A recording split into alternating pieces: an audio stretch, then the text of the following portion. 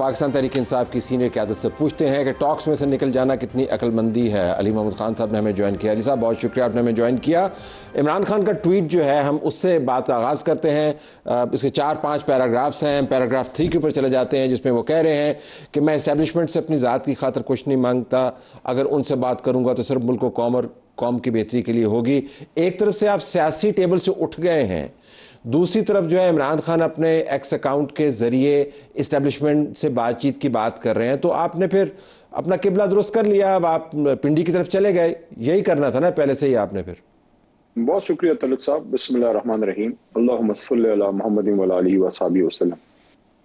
Tweet मेरे सामने है, बिल्कुल मैंने भी उसको देखा है। देखिए तलत साहब, ताली एक हाथ से नहीं दो हाथों से बचती है। 1 महीना हो गया इन मुज़ाकरात को, और शोमई किस्मत, एक तरफ मुज़ाकरात का अमल जारी रहा और दूसरी तरफ हमारे लोगों को कोर्ट से सजाएं दी गई। आप ये देखिए कि इसी ट्वीट में अगर आप मुलाहजा कीजिए तो शुरू में ही खान साहब ने इस पे बात की है कि जो मुज़ाकराती कमेटी के तर्जुमान है, जो मेन मेंबर हैं कमेटी के, साहबजादा हामिद रजा साहब पे छापे, उनकी गिरफ्तारी की कोशिश। तो एक तरफ मुज़ाकरात और एक तरफ छापे। इसका मतलब है वो जो माजी में कहते थे ना कि बगल में छुरी और मुंह में राम राम, ऐसे कैसे मुज़ाकरात होते हैं तलत साहब? आपने खुद ही डेडलाइन सेट की थी। मुज़ाकरात का मकसद ही इन मामलात को तय करना है। आपने खुद ही 28 तक की डेडलाइन दी थी। बीच में इमरान खान ने एक फुलझड़ी छोड़ दी। ज़ाहिर है आपकी पार्टी का कायद है, तो आपने उस फुलझड़ी के पीछे ही जाना। तो बुनियादी तौर पर आपके हाथ में कुछ नहीं है, जेल से डायरेक्शन आती है, फिर आपको उसको सपोर्ट करना पड़ता है। तलत साहब, Imran Khan is the captain, is the skipper, leader है इस मुल्क का सबसे बड़ा। जाहिर है लीडर जब बात करेगा तो कारकुन फॉलो करेगा। आप टीम लीडर हैं समा न्यूज पे अपने प्रोग्राम के, आप टीम लीडर हैं, कैप्टन हैं, स्किपर हैं अपने इस टीम के। आप जब डायरेक्शन देंगे, आपका कैमरामैन, प्रोड्यूसर, आपका कोऑर्डिनेटर वो उसको फॉलो करेगा। हाँ, आपके हुक्म से पहले आपसे वो डिस्कस कर सकता है, आपसे डिसएग्री कर सकता है। जब आपका हुक्म आ गया तो समा न्यूज की, आपकी जो प्रोग्राम, उसकी टीम को फॉलो करना पड़ेगा। इसी तरह इमरान खान साहब जब एक फैसला कर दें, लीडर है इस मुल्क का, साबिक वजीर आजम है, फाउंडिंग चेयरमैन है तहरीक इंसाफ का, और उन्होंने क्या ज्यादती की है। देखिए, मैं एक बात आपके सामने रखता हूं, आप ही फैसला कीजिए। आप हमारे सख्त तरीन नकादों में से हैं, मैं बुरा नहीं मानता, तनकीद का तो मैं हमेशा वेलकम करता हूं, बल्कि मैं हमेशा उन प्रोग्राम में जाने जरूरी समझता हूं बतौर वकील, बतौर सियासी कारकुन, जहां आपको सख्त कंपटीशन का सामना हो, ताकि आपकी बात सामने खुल के आए। तो तलत साहब देखिए, अगर एक 10 मरले का प्लॉट है, उस पर अली मोहम्मद का और मोहतरम तलत साहब का आपस में पारजा है। मैं कहता हूं मेरा है, आप कहते हैं मेरा है। आप कहते हैं ठीक है यार, तुम कहते हो आपका है, आप कहते हो आपका है, आपके पास कागज होंगे, आओ अदालत चलते हैं, फैसला करा लेते हैं। अदालत में जिसके हक में फैसला हो गया वो उस जमीन का मालिक। मैं कहता हूं नहीं नहीं है तो मेरा, लेकिन अदालत नहीं जाऊंगा, मैं अदालत में नहीं बैठूंगा, मैं किसी पंचायत में नहीं बैठूंगा, किसी जरगे में नहीं बैठूंगा, मैं अदालत से फैसला नहीं कराऊंगा, बस मेरा है। तो यही तो मसला है कि अदालत से भाग कौन रहा है। इल्जाम तो हम पे है 9 मई का, और हम ही कह रहे हैं कि आओ इन्वेस्टिगेट करो। हमारे लोग शहीद हुए जो पीटीआई मैं तो आप बाद में, मेरी बात, पीटीआई, एक मिनट बस मुझे एक लाइन पूरी करने दें। 26 नवंबर को जो लोग शहीद हुए तलत भाई, वो हमारे कारकुन बाद में थे, वो पाकिस्तान के शहरी पहले थे। उसकी इन्वेस्टिगेशन शहबाज शरीफ हुकूमत का काम है, अगर उन्होंने खुद नहीं किया। उनके हाथों पे खून लगा हुआ है, उनको तो हमसे पहले डिमांड करनी चाहिए कि जुडिशल कमीशन बनाते हैं ताकि इसकी इन्वेस्टिगेशन हो, और दूध का दूध और पानी का पानी हो। अगर हुकूमत 9 मई और 26 नवंबर पे जुडिशल कमीशन से भाग रही है, भाग गई है, इसका मतलब है कि दाल में कुछ काला है। मैं आखिरी बात ये कहता हूं, आज रात या कल हुकूमत ये कह दे कि हम उसूली तौर पे कमीशन के हक में हैं, मैं कहता हूं 24 घंटे इंशाल्लाह इमरान खान साहब नहीं लगाएंगे, ये मुज़ाकरात फिर शुरू हो जाएंगे। 28 की तारीख किसने दी थी? वो कप्तान ने दी थी या वाइस कप्तान ने दी थी, या पता नहीं वैसे किसने आवाज लगा दी थी? चलो साहब देखिए, तारीख पे तारीख, ये मैंने 23 दिसंबर के बाद जब इन्होंने 9 दिन का वक्फा दिया, आपको याद होगा पिछले महीने 23 को पहली बैठक हुई थी, उसके बाद 9 दिन का वक्फा था। 2 जनवरी को मेरे ख्याल में मीटिंग थी। मैंने उस पर बात की थी कि दीवानी मुकदमा ना बनाए, ये चीज खराब हो जाएगी, क्योंकि जब आप मुज़ाकराती अमल में बैठते हैं, बहुत से लोग चाहते हैं कि मुज़ाकरात कामयाब हों, बहुत सारे ये भी चाहते हैं कि मुज़ाकरात कामयाब ना हो, उसमें स्पॉइलर होते हैं, उसमें चाचा कीदू बहुत सारे होते हैं।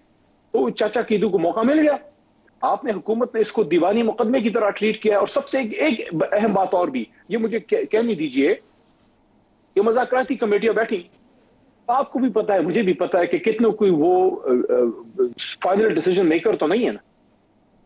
मुज़ाकराती कमेटी बैठी, कुछ पॉइंट्स डिस्कस हुए कि इस पे हमने काम करना है, ये हमारी डिमांड्स हैं।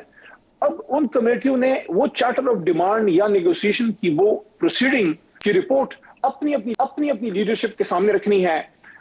इरफान सदीकी साहब ने और राना सनाउल्लाह साहब ने और उनकी टीम ने शहबाज शरीफ साहब या मरियम साहिबा या नवाज शरीफ साहब या जरदारी साहब के सामने रखना है, हमारी कमेटी ने खान साहब के सामने रखना है।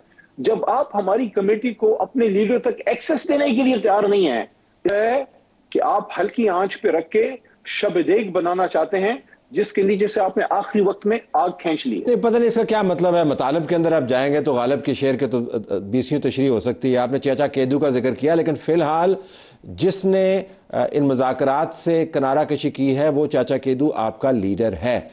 हुकूमत की तरफ से किसी ने ये नहीं कहा, उनकी 7 जमातें हैं, उन्हें सबसे कंसल्ट करना है। 28 की तारीख आपकी थी, चलो ठीक है, आपने कहा दीवानी मुकदमा बन रहा है, तो अब आप क्या चाहते हैं कि ये फौजी मुकदमा बन जाए?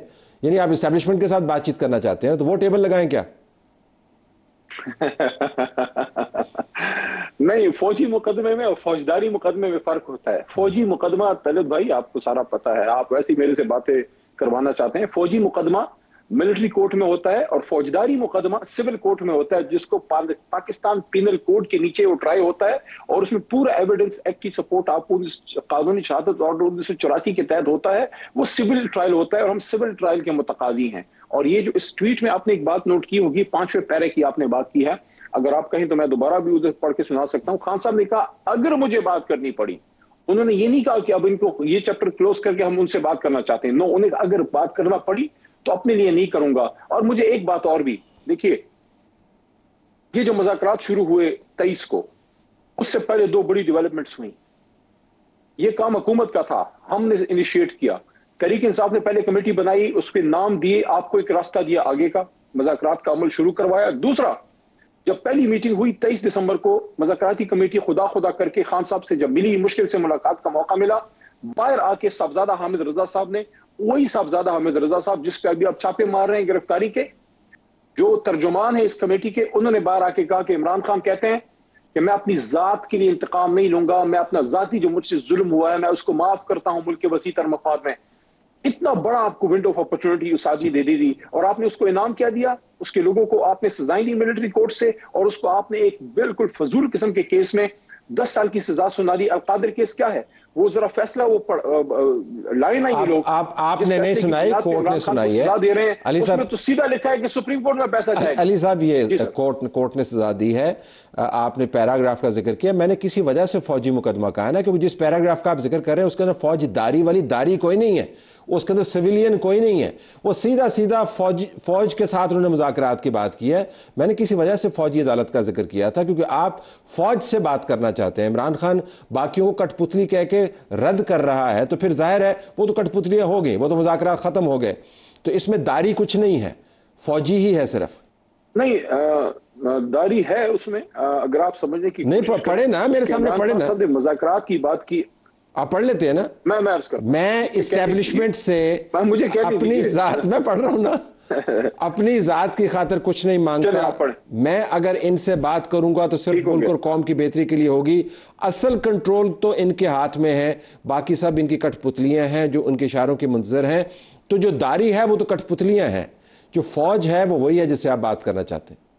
इसमें कोई सिविलियन बंदा नजर आ रहा है आपको? पहले मैं अर्ज कर लूं, इजाजत हो? देखिए, मैं अर्ज करता हूं, एक है मुज़ाकरात, दूसरा है अदालत में केस चलना। अदालत में अगर केस चलेगा तो फौजदारी मुकदमा सिविल कोर्ट में चलेगा, किसी मिलिट्री कोर्ट में सवाल ही नहीं पैदा होता कि आप सिविलियन का केस करें, ये गलत है, आइन के मुनाफी है, खासकर साबिक वज़ीर आज़म के साथ ये जुल्म अजीम होगा, कौम इसको नहीं मानेगी। जहां तक मुज़ाकरात की बात है तलत साहब, तो इमरान खान साहब ने ये बाई नहीं कहा कि हम मुज़ाकरात के खिलाफ है। हुकूमत के रवैये को देख के वो मजबूर हुए हैं कि ना आप कमीशन बना रहे हैं, इल्जाम भी खुद लगा रहे हैं कमीशन से आप भाग रहे हैं और जो मुज़ाकराती कमेटी का मेन मेंबर है उसको पकड़ना चाह रहे हैं, उस पर आप चापे मार रहे हैं, उसको आप हरासा कर रहे हैं, ना आप मुझसे लोगों को मिलने देते हैं कि मैं अपने लोगों से बात करके उनको आगे का लाएमल दे सकूं। तो यहाँ आप मुझे बताइए संजीदगी हुकूमत की कहाँ है? नहीं, तो हुकूमत टाइम अली साहब हुकूमत तो फारिग हो गया, वो तो चैप्टर संजीदा नहीं है, वो तो चैप्टर क्लोज हो गया ना, वो तो खत्म हो गया, मुज़ाकरात से वो संजीदा नहीं है, आप टेबल से उठ गए हैं, लिहाजा उस टेबल के एक हिस्से के खाली होने का हमें तज्जिया करने की जरूरत नहीं है। बिल्कुल आखिर में बताइएगा, फौज ने तो कह दिया कि उन्होंने आपके साथ इंगेज नहीं करना, सियासत से वो कहते हैं कि जो बात जो है वो सियासतदानों ने करनी है, तो अब आप फिर क्या करेंगे? टेबल से आप उठ गए हैं, फौज इंगेज नहीं कर रही, तो क्या करेंगे? देखें 8 फरवरी आ रहा है, 8 फरवरी के इलेक्शन की रात जब इलेक्शन हो गया, उस वक्त नवाज शरीफ या शहबाज शरीफ वजीर आजम या वजीर आला नहीं थे, ना मरियम बीबी वजीर आला थी, ना आसिफ जरदारी सदर थे। ये जो फॉर्म 47 को थमाए गए, जहां से भी आए हैं, पानी में बह के आए हैं, रात के अंधेरे में किसी खुफिया हाथ ने थमा दिए, आसमान से नाजिल हो गए फॉर्म 47 पे, जो इलेक्शन हारे बैठे हैं। 17 सीट जीतने वाली मुस्लिम लीग नून को वजीर आजम बना के दे दिया गया। तो सिंपल सी सादा सी बात है कि जिसने ये मामला खराब किया है उनको ठीक भी करना चाहिए। गलती जहां से हुई है, गलतान जहां से हुआ है, उसकी करेक्शन भी वहीं से होगी। इसलिए ये बात होती है कि मसला इतना सादा नहीं है कि आप सब आपस में बैठ जाएं और 5 मिनट में मसला हल हो जाएगा। सब ने सर जोड़ के बैठना है। मैं आखिरी बात करूं इस प्रोग्राम में कि अगर आपने पाकिस्तान को आगे लेके जाना है तो मुल्क के सबसे बड़े लीडर को दीवार से लगा के, दीवार में चुनवा के मसला हल नहीं होगा। अगर आपने शूरा करनी है तो फिर खुले दिल से करनी होगी। ये वैसी बात है जैसे कोई एक खिलाड़ी जो जीतने वाला होता है, उसको बच्चे कहते हैं नहीं आप नहीं खेलोगे, हम खेलेंगे। जब वो आता है तो विकेट लेके भाग जाते हैं। हुकूमत वो खिलाड़ी हैं, हुकूमत वो शरारती बच्चे हैं जो कहते हैं खेलेंगे तो सही, लेकिन कप्तान को बीच में नहीं आना चाहिए, क्योंकि कप्तान आएगा तो वो जीत जाएगा। तो कप्तान को बाहर रखो, बाकी हम आपस में टेस्ट मैच खेलते रहेंगे। पहले कभी मेरी बारी, कभी तेरी बारी, कभी मिलके खेलेंगे, कभी वैसे ही जरा खाएंगे, बीच में बैठेंगे साइड पे। ये हुकूमत के हरबे हैं, ये नाकाम होंगे। कौम इमरान खान साहब के साथ है, कौम फैसला कर चुकी है, कौम इंसाफ के साथ है, और ये 26 नवंबर का इंसाफ होके रहेगा। ये शहीदों का खून रहेगा नहीं जाएगा। 9 मई की भी इन्वेस्टिगेशन होनी चाहिए कि जिसने ये सारा किया है उसको सजा मिले। बहुत शुक्रिया, आपने पूरी अपनी प्रेस रिलीज पढ़ी। एक तो क्रिकेट के इस्तारे जो है ना वो आपकी पार्टी के गले पड़े हुए हैं, आपको समझ नहीं आ रही है। हमेशा क्रिकेट के इस्तारे जो हैं लेके आप चलाते हैं, बट आई अंडरस्टैंड इनके कप्तान का खुद इस्तारा क्रिकेट का ही। ये देखते हैं कि ऊँट किस करवट बैठेगा, और जब बैठेगा तो उसके नीचे कौन होगा।